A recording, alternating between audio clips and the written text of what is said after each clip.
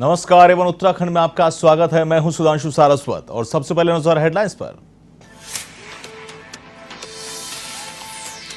विधानसभा में सीएम धामी ने 5,720 करोड़ का अनुपूरक बजट किया पेश। प्रधानमंत्री आवास योजना, स्वच्छ भारत मिशन के लिए करोड़ों का प्रावधान, कई महत्वपूर्ण घोषणाएं भी की।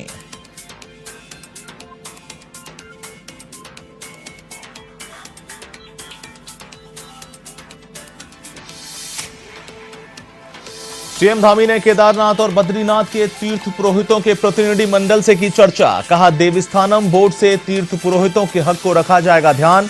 जहां सुधार की जरूरत होगी, राज्य सरकार करेगी सुधार।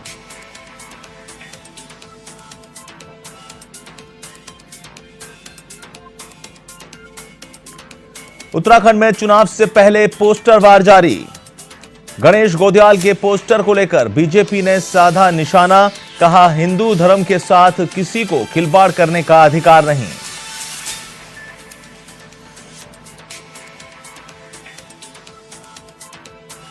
उत्तराखंड हाईकोर्ट ने स्वयं सहायता समूहों द्वारा दायर याचिका पर की सुनवाई, तो पुष्टाहार टेंडर प्रक्रिया पर लगाई रोक।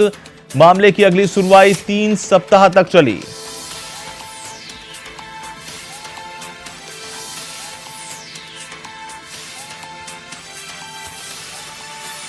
और उत्तराखंड में बारिश से हाल बेहाल। येलो अलर्ट के बाद देहरादून में बारिश, मलारी हाईवे और ज्वेली कोट कर्णप्रयाग मार्ग बंद। नैनीताल, चंपावत, बागेश्वर और पिथौरागढ़ जैसे जिलों में भारी बारिश की संभावना।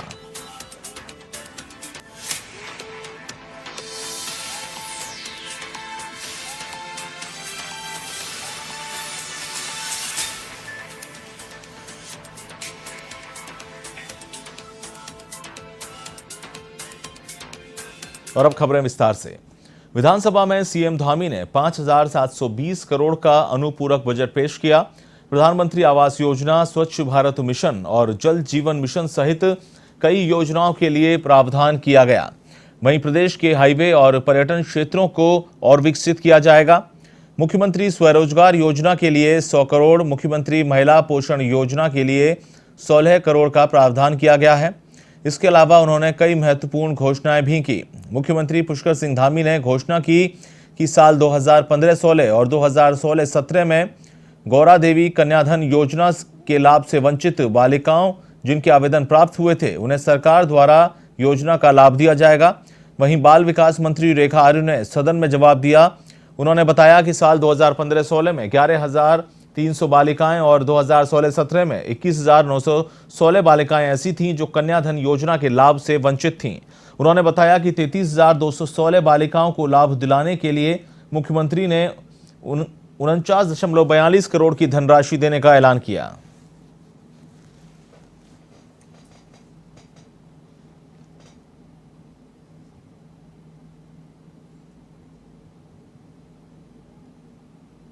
योजना प्रारंभ करी थी। योजना का नाम था नंदा देवी कन्याधन योजना। योजना का नाम भी था हमारी कन्या हमारा अभिमान योजना।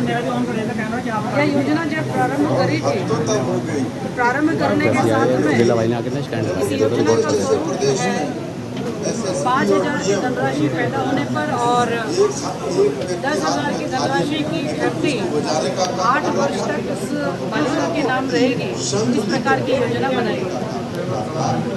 उस समय क्योंकि हम सब लोग चुनाव की ओर बढ़ रहे थे, कोरोना मुद्दे पर विपक्ष ने बहुत ज़्यादा अपने बात रखी है। लगभग सभी तमाम विपक्ष के सदस्यों ने अपनी बात कही है, लेकिन हमारे स्वास्थ्य मंत्री डॉक्टर धन सिंह जी ने पूरे विस्तार से बिंदुवार जिस प्रकार का जवाब दिया है, वो बहुत अच्छा जवाब दिया है और उचित जवाब दिया है। और उससे विपक्ष को किसी को बोलने के लिए कोई बिंदु नहीं रहा और बहुत ही सुंदर तरीके से प्रस्तुतिकरण किया गया।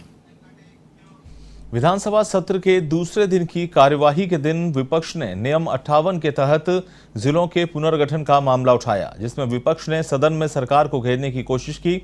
2011 में बीजेपी सरकार ने 4 जिलों के गठन की घोषणा की थी, जो बीजेपी के सत्ता में दोबारा आने के 5 साल पूरे होने पर भी नजर नहीं आ रही है। एक शासनादेश के माध्यम से 4 जनपदों के निर्माण की घोषणा और वो चुनावी घोषणा फरवरी में हम चुनाव चलेंगे। और उसी शासनादेश में अगर आप सेकंड पहरे को देखेंगे तो उसमें जो है लिखा हुआ था कि जिले का मुख्यालय कौन सा होगा, उसकी सीमाएं क्या होगी, वो भविष्य में तय की जाएगी। तो सरकार का सिर्फ चुनावी लाभ लेने के लिए कृत्य किया गया था। और आज फिर हमने इस प्रश्न को पूछा, लेकिन सरकार द्वारा कोई संतोषजनक जवाब। मुख्यमंत्री पुष्कर सिंह धामी ने सीएम आवास पर केदारनाथ और बद्रीनाथ के तीर्थ पुरोहितों के प्रतिनिधि मंडल से विभिन्न विषयों पर चर्चा की। इस दौरान धामी ने कहा कि देवस्थानम बोर्ड से तीर्थ पुरोहितों के हकधारियों और पंडा समाज का किसी प्रकार का अहित नहीं होने दिया जाएगा। उन्होंने वरिष्ठ नेता मनोहर कांत ध्यानी से संबंधित तीर्थ पुरोहितों के पक्ष को जानकर पूरी रिपोर्ट देने का आग्रह किया है। उन्होंने कहा कि बद्रीनाथ मास्टर प्लान को मूर्त रूप देने से पूर्व सभी संबंधित पक्षों की बात सुनी जाएगी और उनकी चिंताओं का समाधान किया जाएगा। बातचीत से सभी शंकाएं दूर की जाएंगी और जहां सुधार की जरूरत होगी, राज्य सरकार सुधार भी करेगी।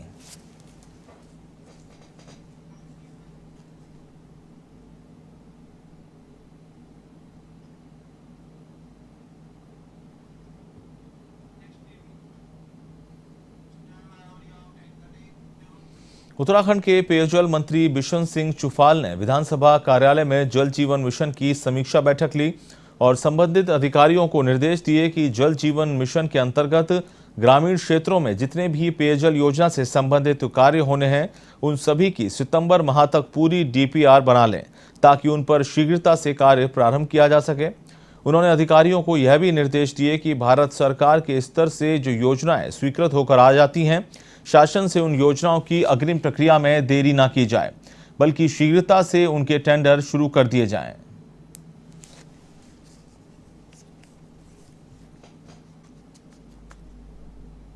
जल जीवन मिशन के अंतर्गत सारे अधिकारियों की बैठक ली गई। बैठक में सितंबर माह तक जितने भी हमारे काम होने हैं, उन सब के डीपीआर बनाने के लिए निर्देशित कर दिया गया कि सितंबर अंतिम तारीख रहेगी, उसके बाद कोई डीपीआर सबमिट नहीं किया जाए, इसलिए सारे अधिकारियों ने। दूसरा, एक जो समस्या हमारे सामने आ रही थी कि भारत सरकार के बाद कोई भी योजना हमारी अप्रूव हो जाती है, भारत सरकार की वजह से स्वीकृति मिल जाती है, उसके बाद शासन में थोड़ा प्रक्रिया में समय लग जाता था, 1 महीना डी उसके चेक करने में, रेट चेक करने में और उसके जियो को करने।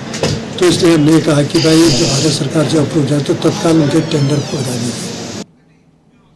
पुरकुल मसूरी रोपवे की योजना के तहत शिफनकोट के 84 परिवारों को आज के ही दिन 2020 में बेघर कर दिया गया था, जिसको लेकर शहीद स्थल झूलाघर पर बेघर परिवारों के साथ सभी राजनीतिक और सामाजिक संगठनों से जुड़े लोगों ने एक दिन का उपवास रखा और सरकार से मांग की कि शिफनकोट के निवासियों को जल्द से जल्द छत मुहैया करवाई जाए।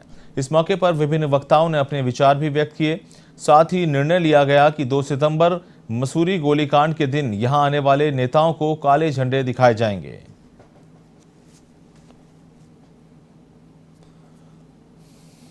एक वर्ष होने के बाद भी सरकार ने अभी तक हमारी कोई सुनवाई नहीं सुनी है, ना कोई ठोस निर्णय लिया है। आज हम उसमें ये 1 साल के बाद यह वार्षिक के रूप में वो मना रहे हैं, क्योंकि आज भी हमें जो है हमारे साथ जो सरकार की तरफ से छल हो रहा है और कपट हो रहा है। हम लोग तो इस लड़ाई के लिए आज शहीद स्थल में इकट्ठा हुए हैं। मेरे साथ प्रताप पवार जी हैं, दर्शन रावत जी हैं, और हम लोग यहाँ इस लड़ाई को छोड़ने वाले नहीं हैं जब तक हम इन्हें घर नहीं मुहैया कराएंगे, क्योंकि हद पार कर दी हमारे विधायक जी ने। जो भी लोग यहाँ पर काम करने आते हैं उनको बोल देते हैं, वो बड़े आसान से शब्दों में और बड़े ही गंदी भाषा में बोलते हैं कि चोर डाकू लुटेरे आ गए।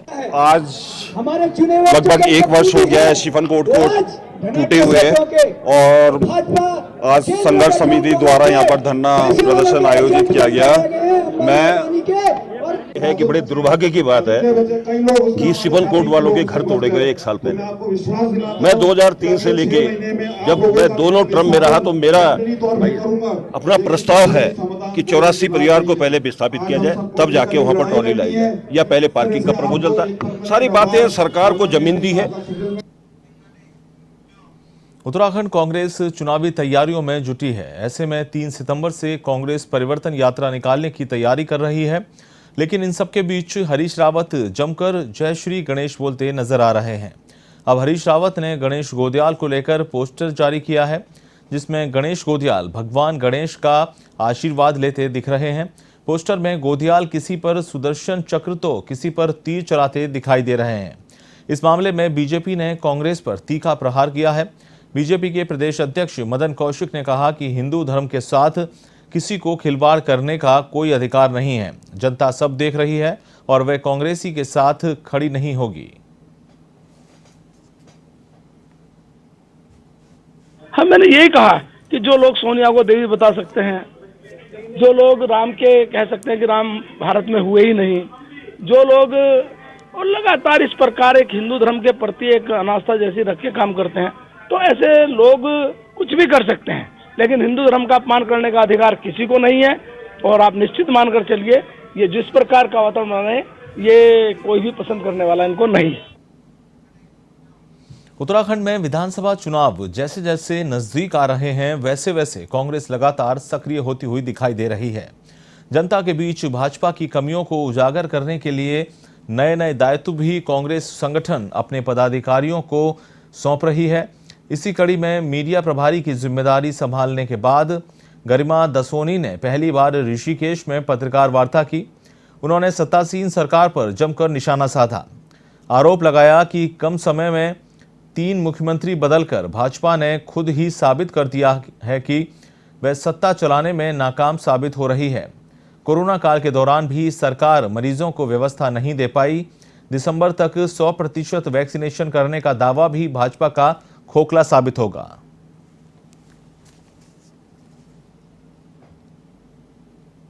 मेरा एजेंडा सिर्फ एक है। कांग्रेस पार्टी ने मुझे पूरे गढ़वाल मंडल का प्रभारी नियुक्त किया है मीडिया का, और मेरा अब सिर्फ एकमात्र लक्ष्य है किसी तरह से 2022 में इस गूंगी बहरी इस तानाशाही सरकार का समूल नाश करना, इसको यहाँ से उखाड़ फेंकना, उनको बेनकाब करने, उनके सारे कुकृत्य जो 4.5 साल के यहाँ पर रहे हैं, जिस तरह से जनता से लोक लुभावने वादे करके उन्होंने जनता की पीठ में छुरा भोंकने का काम किया है, उसको उजागर करने के लिए मैं यहाँ पर आई हूँ। उत्तराखंड को ओबीसी राज्य का दर्जा देने, वनाधिकार कानून और मजबूत भू कानून बनाने की मांग को लेकर वनाधिकार आंदोलन के संरक्षक किशोर उपाध्याय की अध्यक्षता में सर्वदलीय संगठनों के सदस्यों ने एक साथ विधानसभा कूच किया, जिसे प्रशासन ने विधानसभा से पहले ही रोक दिया। इस दौरान उपाध्याय ने विधानसभा के सभी सदस्यों से वनाधिकार कानून की सिफारिश करने की अपील भी की। इस मौके पर पूर्व राज्य मंत्री धीरेन्द्र प्रताप, समाजवादी पार्टी के प्रदेश अध्यक्ष डॉक्टर एस.एन. सचान समेत तमाम आंदोलनकारी मौजूद रहे।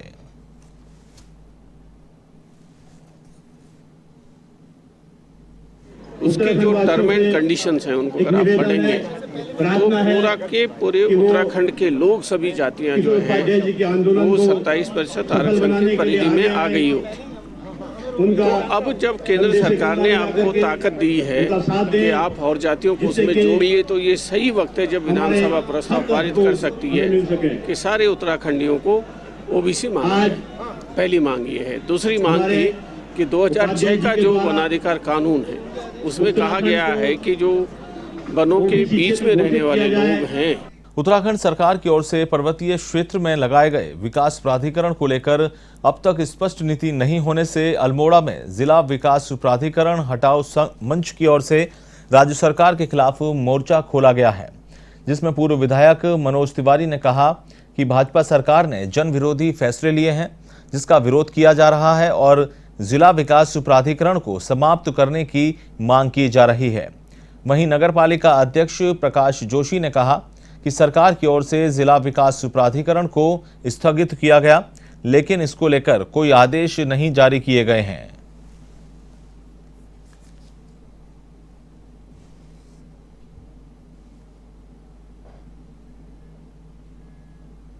और जो जनहित के विषय हैं, जनहित के मुद्दे हैं, भारतीय जनता पार्टी ने उनकी ओर देखने का कहीं भी काम नहीं किया है। और आज ये जो जिला विकास प्राधिकरण है, जिसको लगातार हम मांग कर रहे हैं कि उसको समाप्त होना चाहिए करके, भारतीय जनता पार्टी के नेताओं में, भारतीय जनता पार्टी के सरकार में और इनके जो विधायक हैं, सांसद हैं, उनके कान में जूं तक नहीं रहेंगी। हमारी मांग है कि जिला विकास प्राधिकरण को इस पर्वतीय क्षेत्र से समाप्त किया जाए। सवाल यह है कि नगर पालिकाओं को फिर से अनुमति क्यों नहीं दी जा रही है?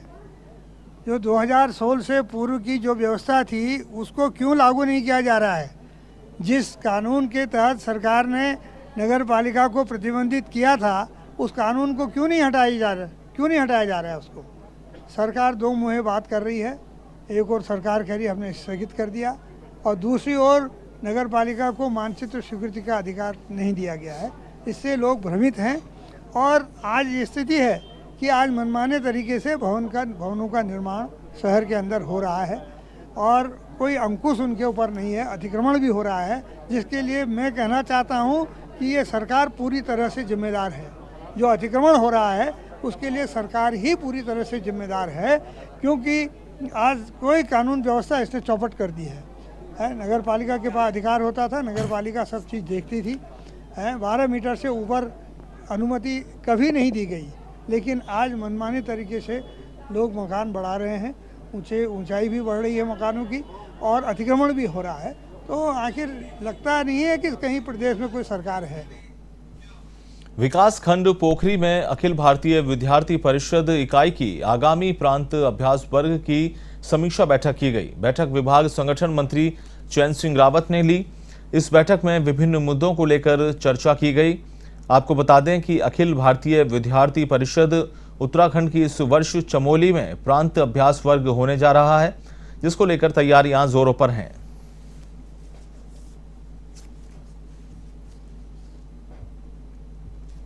प्रदेश उत्तरांचल का अभ्यास लगने वाला है, उसके निमित्त हम पूरे अपने चमोली जिले में प्रवास कर रहे हैं और प्रत्येक इकाई में जा रहे हैं और इकाई कार्यकर्ताओं से अपील कर रहे हैं कि आप लोग अभ्यास वर्ग में आइएगा और अपना सहयोग जिस प्रकार से भी हो सकता है वो करिएगा। और एक प्रकार से हम समाज में संदेश देना चाह रहे हैं कि सुदूर गांव या सुदूर क्षेत्र में सीमांत क्षेत्र में चमोली में हम पूरे प्रदेश का अभ्यास वर्ग लगाने जा रहे हैं। तो जिले से हमारे जो दायित्वधारी कार्यकर्ता हैं वो यहाँ पे आए थे, उन्होंने हमारा मार्गदर्शन किया और अभ्यास वर्ग को लेकर जिस प्रकार की हमको तैयारियां करनी है, क्या क्या हमको इसके लिए सहयोग लेना है, कार्यकर्ताओं से सहयोग लेना है, अन्य अनुषंगिक संगठनों से सहयोग लेना है, इसको लेकर आज चर्चा हुई और सभी कार्यकर्ताओं को निर्देशित किया गया है और सभी कार्यकर्ता इसको लेकर तन-मन धन से कार्य करेंगे। और अब खबर मंगलौर से, जहां यातायात पुलिस ने सीपीयू पुलिस के साथ मिलकर चेकिंग अभियान चलाया। इसमें ओवर स्पीड वाहनों पर चालान की कार्रवाई की गई। मंगलौर नेशनल हाईवे 58 पर ओवर स्पीड वाहनों के खिलाफ कार्रवाई की गई। ट्रैफिक एसआई योगेश सक्सेना ने बताया कि हाईवे पर सड़क दुर्घटनाओं में इजाफा होने का मुख्य कारण वाहनों की तेज गति है। इसको रोकने के लिए यह अभियान चलाया जा रहा है। इसके तहत लोगों को स्पीड में वाहन न चलाने को लेकर जागरूक भी किया जा रहा है। उन्होंने कहा कि हम लोगों को ओवर स्पीड में न चलाने और सीट बेल्ट का इस्तेमाल जरूर करने को लेकर जागरूक कर रहे हैं।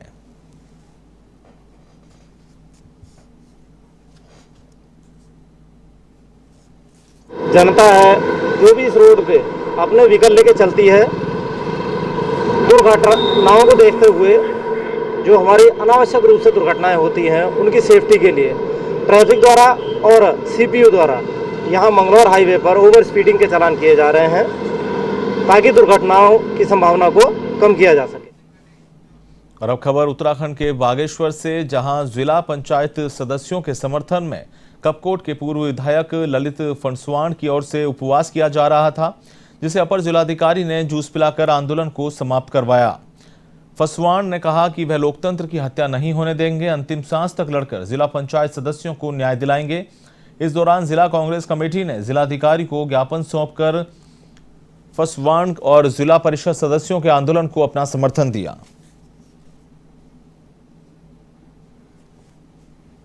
जिला कांग्रेस कमेटी के हमारे सम्मानित अध्यक्ष लोकमणि पाठक जी का है और उनकी पूरी टीम है। महिला कांग्रेस है, एनएसयूआई है, यूथ कांग्रेस है, सभी लोग यहाँ पर लगे पड़े हैं और भी लोगों का बहुत अच्छा सहयोग यहाँ पर मिला और गांव-गांव के लोग हमारे कार्यकर्ता यहाँ पर पहुँचे हैं। हर घाटी हर क्षेत्र के कार्यकर्ताओं ने बढ़ चढ़कर ये इस उपवास में यहाँ पर अपनी भागीदारी सुनिश्चित की है। मैं सभी लोगों का कृतज्ञ होकर नमन करता हूँ। जिस प्रकार से आप सब लोगों ने 24 घंटे मुझको यहाँ पर अपना साधुवाद सानिध्य आशीर्वाद यहाँ पर दिया। उत्तराखंड हाईकोर्ट ने स्वयं सहायता समूहों द्वारा दायर याचिका पर सुनवाई की और महिला और बाल विकास मंत्रालय उत्तराखंड द्वारा जारी 8 अप्रैल 2021 को निकाले गए पोषाहार टेंडर प्रक्रिया पर रोक लगाई। साथ ही राज्य सरकार से जवाब दाखिल करने को कहा है। मामले की अगली सुनवाई कोर्ट ने 3 सप्ताह बाद नियत की है। आपको बता दें कि हरिद्वार के स्वयं सहायता समूह लिब्बा रेड्डी ने उच्च न्यायालय में याचिका दायर कर कहा कि सर्वोच्च न्यायालय के दिशा निर्देशों के अनुसार आंगनबाड़ी केंद्रों में पोषाहार सप्लाई के लिए जो भी टेंडर निकाले जाएं, उसमें स्वयं सहायता समूह और ग्रामीण समूहों को वरीयता दी जाए।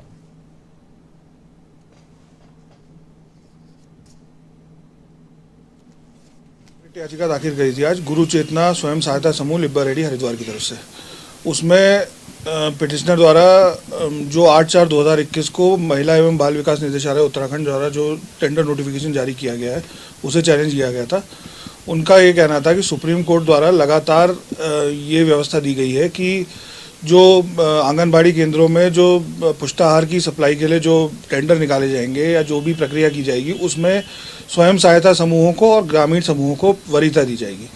लेकिन आज जो उत्तराखंड सरकार द्वारा जो टेंडर नोटिफिकेशन निकाला गया है उसमें जो कंडीशन भले ही जो स्वयं सहायता समूह है उनको परमिट किया गया है, लेकिन उसमें जो कंडीशन लगाई गई है उसके द्वारा एक कोशिश की गई है उत्तराखंड सरकार द्वारा कि ये जो स्वयं सहायता समूह है उससे इस प्रक्रिया से बाहर कर दिया जाए। उत्तराखंड में मौसम ने करवट बदली और कई इलाकों में झमाझम बारिश हुई। राजधानी देहरादून में भी मंगलवार की सुबह बारिश के साथ हुई, वहीं कई जिलों में भी बादल छाए रहे। उधर मौसम के बदले मिजाज के चलते अगले 24 घंटे में नैनीताल, चंपावत, बागेश्वर और पिथौरागढ़ जैसे जिलों में भारी बारिश की संभावना है। मौसम विभाग ने येलो अलर्ट जारी कर दिया है। मौसम विभाग के मुताबिक राजधानी देहरादून के अलावा हरिद्वार, पौड़ी गढ़वाल, नैनीताल, उधम सिंह नगर, चंपावत, बागेश्वर और पिथौरागढ़ जैसे जिलों में तेज बौछार और गर्जना के साथ बिजली गिरने की भी संभावना है। दून में अगले 24 घंटों में 1 या 2 दौर की भारी बारिश की संभावना है।